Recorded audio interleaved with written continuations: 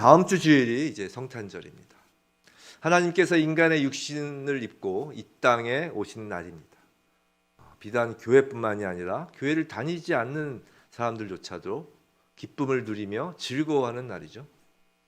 오늘 설교 본문은 우리가 지금 창세기 강해 설교를 하고 있잖아요. 그러니까 의도되지 않은 그 순서대로 의도되지 않은 말씀인데 꼭 성탄절을 앞두고 의도적으로 이 말씀을 해야 되겠다라는 게 아니죠.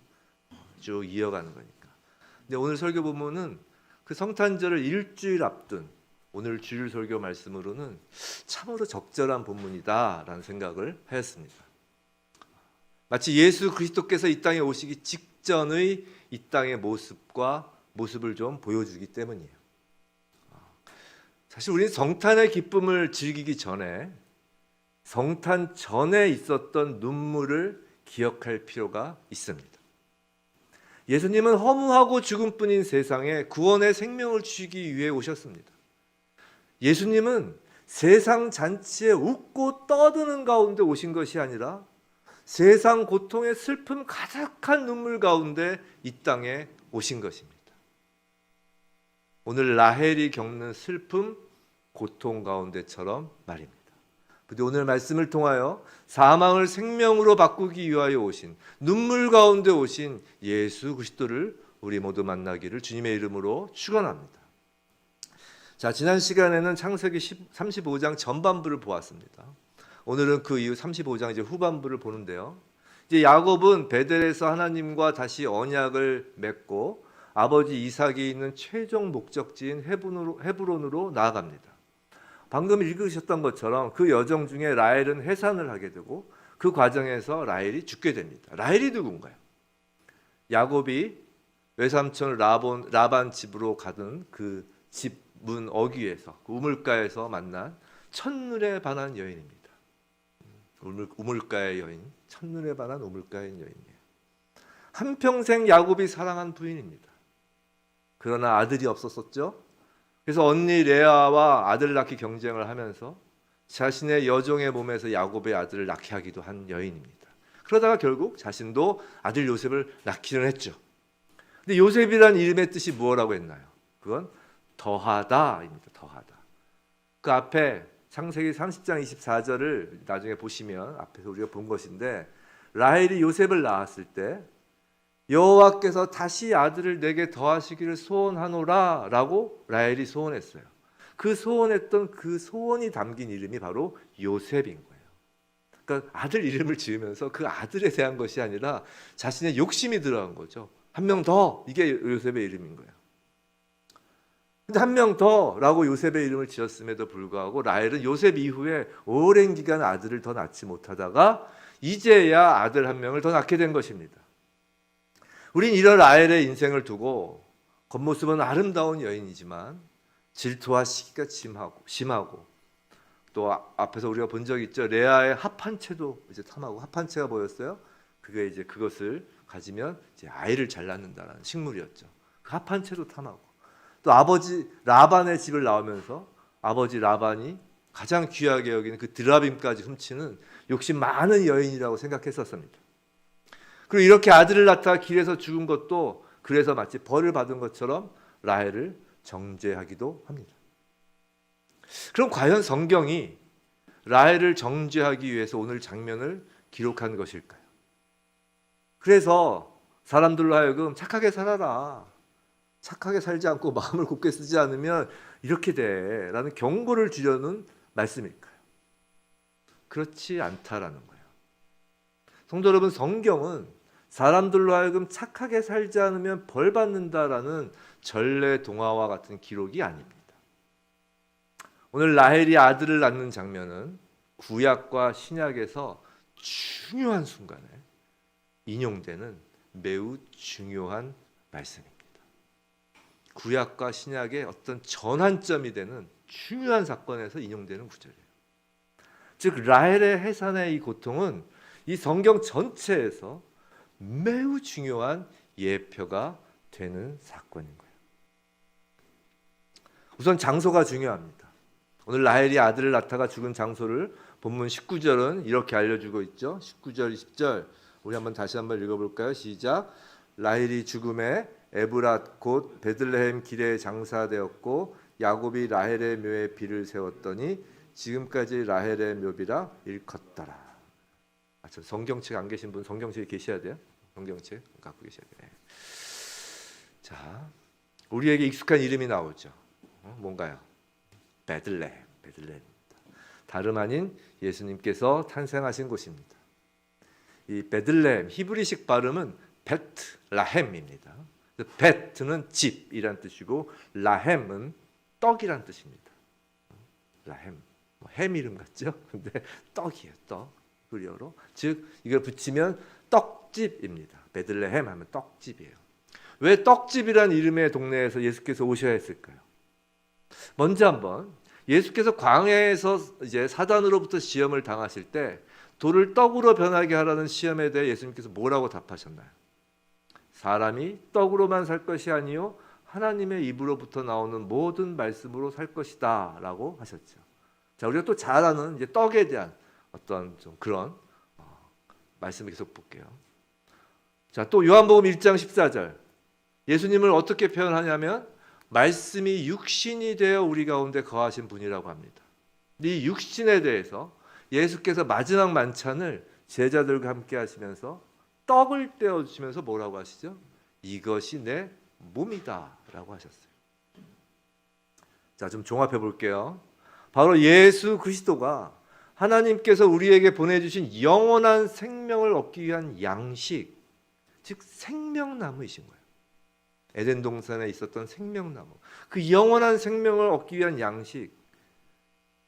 그런데 사람이 떡으로만 살 것이 아니라 하나님의 입으로부터 나온 말씀으로 산다 하셨죠. 즉 말씀의 육신이 되신 분, 또 그 몸을 우리를 위해 십자가 위에서 내어주신 바로 그 라헴, 떡이신 거예요. 베트라헴, 떡의 집, 예수님께서 태어나신 곳입니다. 이미 구약에선 그곳은 메시아가 탄생하여야 할 곳, 메시아의 지상의 고향으로 예정되어 있었어요. 사무엘상 17장 12절 말씀인데 이건 찾아보지 않고 제가 그냥 읽어드릴게요. 다 아시는 말씀이니까. 뭐냐면 다윗의 고향이 어디예요? 다윗의 고향. 이게 이제 사무엘상에 나와요. 다윗은 유다 베들레헴 에브랏 사람 이세라 하는 사람의 아들이었는데 라고 합니다. 자, 메시아는 다윗의 후손으로 이 땅에 오시는데 다윗의 고향은 베들레헴이며 베들레헴 에브랏 사람 이세의 아들이라는 것입니다. 자, 예수께서 베들레헴의 고향인 다윗의 후손이 될 것임을 이야기하는 것이죠. 또 미가 선지자를 통해 예언하셨습니다. 이게 미가서 5장 2절인데 이거 우리 한번 찾아보겠습니다. 우리 그래도 예배 때 이렇게 한번 성경을 지적하는 성경 넘기는 소리가 좋아요. 미가서 5장 2절 구약 1294면입니다. 우리가 미가서 어딘지 찾기 어렵죠? 1294면입니다. 미가서 5장 2절 말씀이에요. 미가서 5장 5장 2절. 미가서 5장 2절 1294면 우리 함께 읽어볼까요? 시작. 베들레헴 에브라다야 너는 유다 족속 중에 작을지라도 이스라엘을 다스릴 자가 내게서 내게로 나올 것이라. 그의 근본은 상고의 영혼에 있느니라. 자, 베들레헴에서 이스라엘을 다스리는 자, 즉 메시아가 나올 것이라는 말씀입니다. 근데 그의 근본은 상고, 즉 아득한 옛날로 올라간다는 것이에요. 어디까지 올라가냐면 오늘 이 창세기 말씀을 넘어서 영원까지 올라간다는 거예요. 즉 창세 전부터 올라간다는 거예요. 창세 전부터 계신 분이라는 것입니다. 바로 하나님이신 예수 그리스도라고 말씀하시는 거예요. 우리 주님 예수 그리스도께서 이 땅에 오신 것, 바로 상고부터 예정되었던 것, 그 베들레헴은 오늘 본문에서 라헬과 깊은 관계가 있는 것이에요. 자, 본문을 좀 더 보겠습니다. 다시 앞에 창세기 35장으로 이제 돌아오셔서 창세기 35장 16절을 한번 보겠어요. 그들이 베델에서 길을 떠나 에브랏이 아까도 나왔죠. 그 다윗의 고향은 에브랏 사람이라고 하잖아요. 그 에브랏은 베들레헴의 옛 이름이라고 합니다. 자, 이 에브랏에 이르기까지 얼마간 거리를 둔 곳이 매우 근처에 온 거예요. 그 베들레헴 지역에 있는 거예요. 거기서 라헬이 해산하게 되어 심히 고생하여 17절 그가 난산할 즈음에 산파가 그에게 이르되 두려워하지 말라 지금 내가 또 등남하느니라 하매. 자, 지금 라헬은 몹시 두려워하고 있는 거예요. 난산으로도 두렵지만 아들이 아닐까 봐도 사실 두려운 거예요. 그래서 산파가 아이가 나오는 것을 보고 아들이다 라고 가르쳐주며 두려워하지 말라고 하는 것입니다. 18절 자, 그가 죽게 되어 라헬이 죽게 된 것이죠. 그의 혼이 떠나려 할 때, 자, 혼이 떠나려 할 때라는 건 라헬이 곧 자신이 죽는다는 것을 이제 알게 되었다는 것이에요.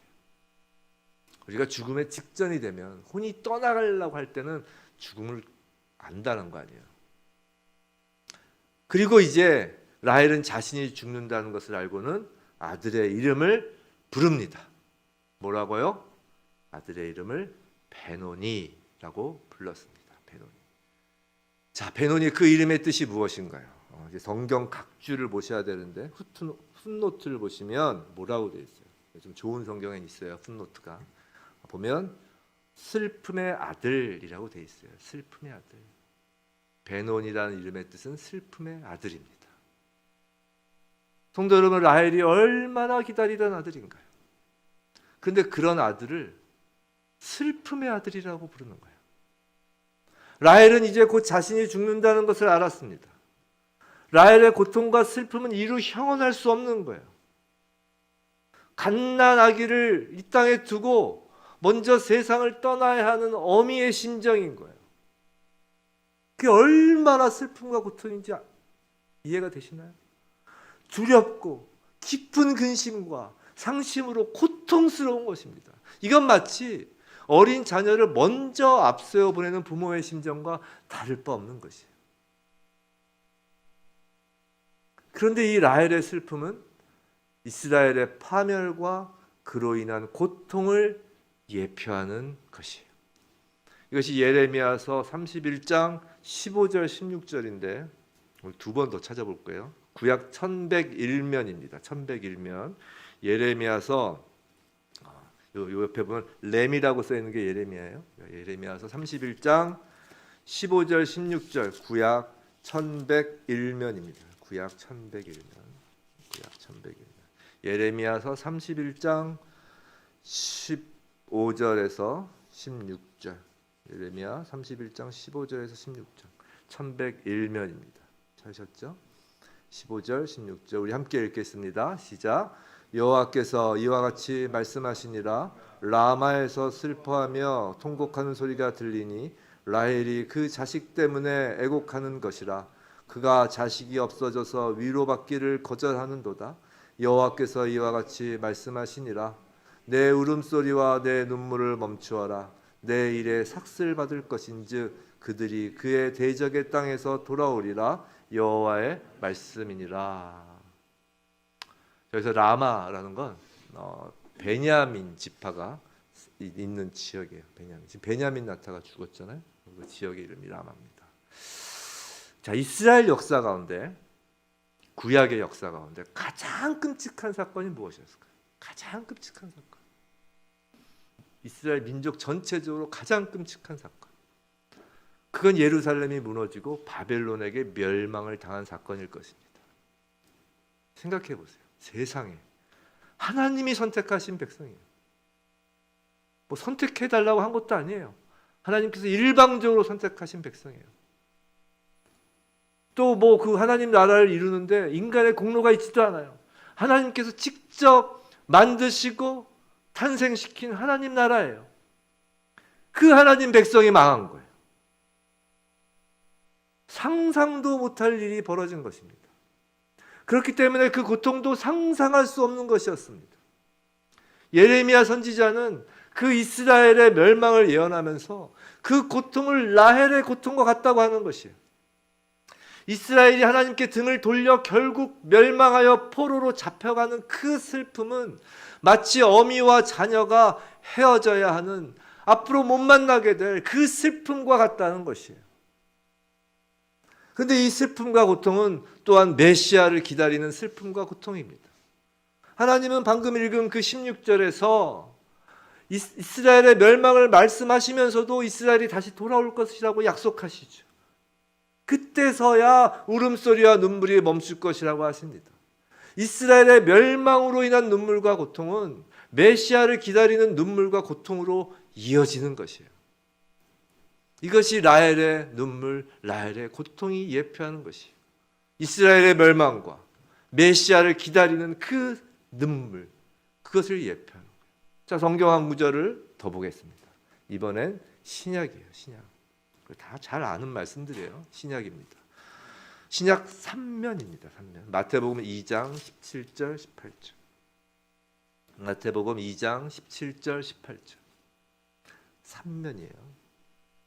17절 18절 우리 함께 한번 읽어보겠습니다. 시작. 이에 선지자 예레미야를 통하여 말씀하신 바 라마에서 슬퍼하며 크게 통곡하는 소리가 들리니 라헬이 그 자식을 위하여 애곡하는 것이라. 그가 자식이 없으므로 위로받기를 거절하였도다 함이 이루어졌느니라. 이 말씀은 예수님이 탄생하셨을 때 헤롯 왕이 동방 박사들로부터 왕이 태어났다는 말을 듣고 어떻게 하죠? 2살 아래 모든 사내 아기들을 죽인 사건을 두고 기록한 성경 말씀인 거예요. 라헬의 고통과 슬픔은 이스라엘이 멸망하고 이스라엘 백성이 포로로 잡혀가는 그 슬픔과 메시아를 기다리는 고통을 예표할 뿐만이 아니라 메시아 예수 그리스도 탄생 당시에 헤롯 왕이 자행한 그 유아 살해로 인한 어미들의 그 고통과 슬픔을 예표하고 있는 것입니다. 성도 여러분, 메시아는 세상을 정복하여 금은 보화가 넘쳐나는 로마의 흥청거림 가운데 오신 것이 아니에요. 메시아는 어미가 갓난아기와 헤어져야 하는 그 극심한 고통, 슬픔, 그 눈물 가운데 바로 라헬의 묘비가 세워진 베들레헴에 오신 것입니다. 예수님이 오신 것은 바로 그 눈물을 씻어주시기 위함이에요. 그 고통을 예수께서 짊어지시기 위함입니다. 그 몸을 생명의 떡으로 내어주시기 위해서 오신 거예요.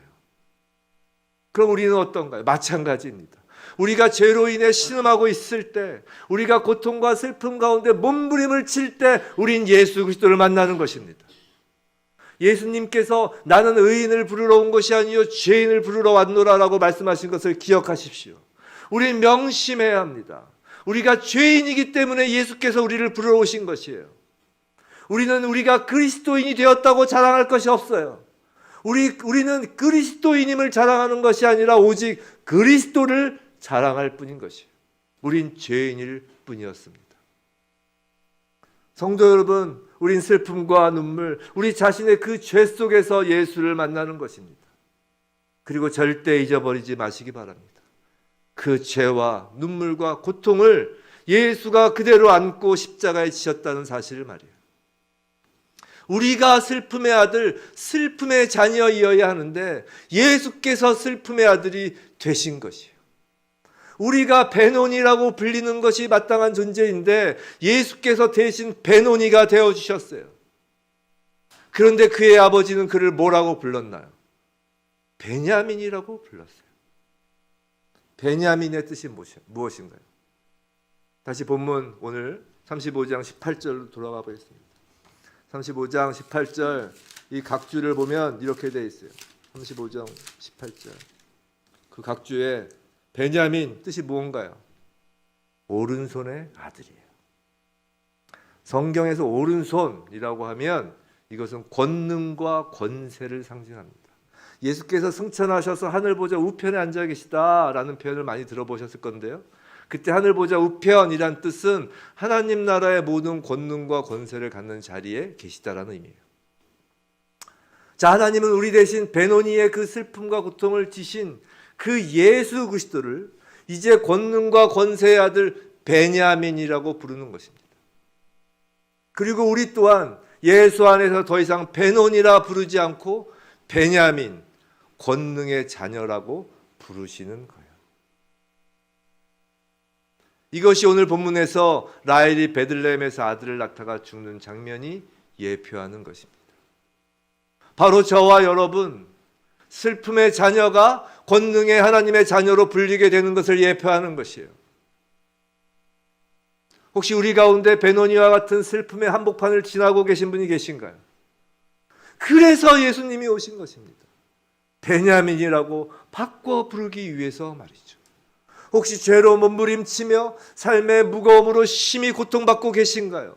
그래서 예수님이 여러분을 위해 오신 것입니다. 더 이상 베노니가 아니라 베냐민이라 부르시려고 말입니다. 성도 여러분, 심령이 가난한 자는 복이 있나니 천국에 그들의 것이며 애통하는 자는 복이 있나니 그들의 위로를 받을 것이라고 하셨습니다. 바로 심령이 가난한 자, 애통한 자, 베논이라 불리던 우리에게 하나님 나라이신 예수 그리스도께서 임재하신 날, 바로 그날이 성탄인 것이에요. 성탄을 한 주 앞둔 오늘, 그리고 이 한 주 동안 정말 내 안에 모든 것을 하나님 앞에 쏘아놓는 시간을 가지셨으면 좋겠습니다. 우리 안에 모든 눈물을 주님 앞에 쏟기를 원합니다. 모든 슬픔과 원통함과 억울함과 그리고 우리의 모든 죄악을 쏟아놓기를 원합니다. 가난하고 애통하는 마음으로 울부짖기를 원합니다. 어느덧 장사꾼들의 돈벌이 수단이 된 크리스마스를 기다리는 것이 아니라 자식을 잃은 어미의 눈물과 같은 고통 가운데 이 땅에 오신 예수 그리스도를 소망하길 원합니다.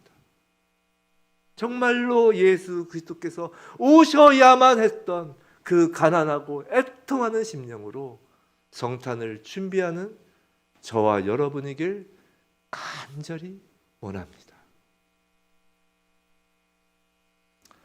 자, 라헬이 죽는 장면이 끝나고 나서 이제 20절에서 야곱이 라헬의 묘비를 세우고 21절 이후가 나옵니다. 21절 이후를 좀 더 볼까요? 사실 이 라헬 장면 이후 오늘 말씀에서는 하나님의 섭리에 대해서 우리가 놀라운 것들을 볼 수 있어요. 그 계획과 섭리를 볼 수 있는데요. 21절, 22절 한번 보겠습니다. 우리 한번 읽어볼까요? 시작. 이스라엘이 다시 길을 떠나 에델 망대를 지나 장막을 쳤더라. 그 땅에 거주할 때 르우벤이 가서 그 아버지의 첩 빌하와 동침함에 이스라엘이 이를 들었더라. 이스라엘. 자, 20절 바로 위에 20절 보면 뭐라고 되어 있죠? 야곱이라고 되어 있어요. 근데 이제 갑자기 21절부터 이스라엘이라고 하는 것이에요. 그만큼 라헬 사건이 이제 중요한 분수령이 되었다는 것입니다. 근데 21절에서 이스라엘, 즉 야곱이죠. 다시 길을 떠났는데 에델 망대를 지나 장막을 쳐요. 이 장막을 친다는 건 그때 말씀드린 것처럼 일단 거주한다는 거예요. 눌러 앉는다는 것이죠. 참 지긋지긋하죠. 징글징글한 모습입니다. 예수를 믿은 이후에도 참 그 죄의 습관을 못 벗어난 우리의 모습이죠. 자, 그런데 22절에서 르우벤이 아버지 첩 빌하와 동침한 사건을 간단하게 언급하고 넘어가요. 그리고 이후 야곱의 12아들의 이름을 기록하고 이삭이 죽는 것으로 이제 35장 전체가 마무리되는 거예요. 자, 그런데 르우벤이 야곱의 첩과 동침한 사건을 성경에 간략하게나마 이렇게 기록한 이유가 뭘까요? 자, 23절부터 26절까지 야곱의 12아들들을 쭉 나열하고 있는데 이 르우벤의 이때 이 과오로 인하여 장자권이 누구에게 돌아갈 것인지를 미리 암시하는 것입니다. 자, 무슨 말인지 말씀을 드릴게요. 자, 르우벤은 야곱의 첫 번째 정식 부인인 레아로부터 낳은 첫 아들입니다. 그래서 23절 보면 레아의 아들들은 야곱의 장자 르우벤이라고 되어 있잖아요. 장자권은 원래 르우벤에게 돌아가는 것이 원칙이에요. 근데 르우벤이 아버지의 첩과 동침하는 이 사건으로 말미암아 장자권의 축복을 박탈당해요. 자, 그 다음 순서가 누군가요? 23절 계속 보시면 시므온이죠. 그 다음에 레위예요. 이 두 사람은 이전에 우리가 본 것처럼 세겜에서 대학살을 벌인 장본인들로서 축복에서 멀어진 자들이에요. 그리고 그 다음이 누구냐? 누구죠? 레위, 유다인 거예요. 유다. 바로 레아의 아들로서 네 번째인 유다가 되는 거예요. 장자권이 유다에게로 가게 된 경위를 설명하는 거예요. 이 유다로부터 시작하여 누가 나오나요? 다윗이 나옵니다. 이 다윗에서 예수님이 탄생하시는 거예요. 아브라함, 이삭, 야곱의 언약의 계보가 이제 유다를 통하여 다윗을 통하여 예수님으로 완성되는 것이에요. 자, 근데 이제 24절은 라헬의 아들들을 또 따로 소개해요.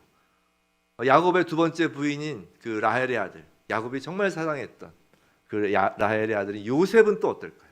그에게도 또 다른 의미에서의 장자권이 이어지는 거예요.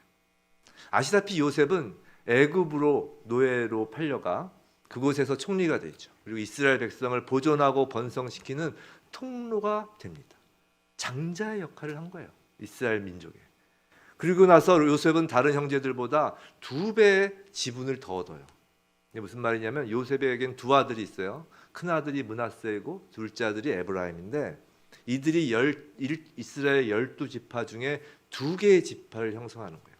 요셉 지파가 아니라 므낫세 지파, 에브라임 지파 이렇게 됩니다. 그럼 총 13개의 지파가 돼야 되는데 이제 레위 지파는 제사장 직분으로 공식적인 12지파에서 이렇게 10외가 되는 거예요. 자, 그렇게 근데 요셉의 그 장자권은 큰아들 므낫세가 아니라 둘째 아들 에브라임으로 이어집니다. 제가 이 얘기를 좀 이렇게 길게 이야기한 이유는 자, 북이스라엘과 남유다로 나뉠 때 북이스라엘을 일으킨 사람이 여로보암인데 이 여로보암이 에브라임 지파예요. 그리고 이스라엘에 가장 큰 영향을 미치는 강성한 지파가 바로 이 에브라임 지파입니다. 여하튼 야곱의 이름은 성경이 이제 이스라엘이라고 기록하면서 야곱의 이야기가 마무리돼요. 창세기에서. 물론 이후에도 야곱의 이름이 나오긴 하지만 이제 주인공에서 빠지는 거예요. 그리고 성경은 이제 2 장자권을 계승한 2 인물 중심으로 전개됩니다. 누구요? 유다와 요셉이라는 2 인물을 중심으로 새로운 국면으로 들어서게 됩니다. 또한 본문 27절에서 29절 이삭의 죽음이 나오죠. 야곱은 마침내 헤브론에 도착하였습니다. 에델 망대에서 근처에서 민기적거리다가 그 르우벤 사건이 지나서 또 길을 떠나서 결국은 헤브론에 도착했어요. 그리고 28절 맨 마지막에 형 에서와 함께 이삭의 장례를 치릅니다. 자, 무엇을 보여주는 장면인가요? 자, 야곱의 이야기의 시작, 에서와 장자권 축복 문제로 헤브론을 떠나야 했던 그 야곱이 하나님께서 약속하신 대로 고향으로 돌아온 것입니다. 야곱의 개인 인생을 통하여 하나님의 그 언약에 대한 신실함을 지금 보여주시는 거예요. 그리고 이제부터 개인을 뛰어넘어 유다와 요셉이라는 2 인물을 중심으로 한 이스라엘 민족을 이루어 가시는 하나님의 신실하심에 관하여 성경은 이야기할 것이라는 거예요.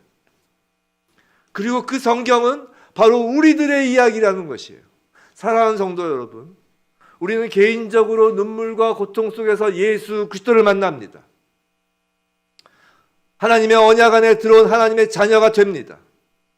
베노니에서 베냐민으로 바뀐 사람들입니다. 그런데 하나님의 계획과 섭리는 우리 개인의 구원으로 끝나지 않는다는 것이에요. 반드시 그 다음 단계로 넘어가신다는 것입니다. 야곱에서 이스라엘로 넘어가신 것처럼 우리를 하나님의 자녀로 삼으시면 우리를 통하여 펼쳐지는 하나님 나라의 역사를 반드시 그 다음에 기록하여 가십니다. 예수를 영접하여 베냐민이 된 우리는 또 다른 의미의 눈물의 씨앗을 그래서 뿌려야 하는 것이에요. 다시 오실 예수님을 맞이할 눈물을 흘려야 하는 것입니다. 여전히 베노니로 살아가는 내 가족들, 친구들, 내 이웃, 동료들에게 하나님 나라가 임하도록 우리가 대신하여 눈물을 흘리는 것이에요. 그리고 그 눈물 가운데 주님께서 오시는 것입니다. 성도 여러분, 부디 이번 성탄은 예수를 믿는 우리만의 잔치가 아니라 주님 만나기를 원하며 우리가 얼마나 그토록 눈물을 흘렸던 그 우리가 기도하던 그 사람들이 예수를 만나는 기회가 되기를, 그분들이 예수를 주님으로 영접하기를, 그런 놀라운 하나님의 역사가 일어나길 주님의 이름으로 간절히 기도합니다.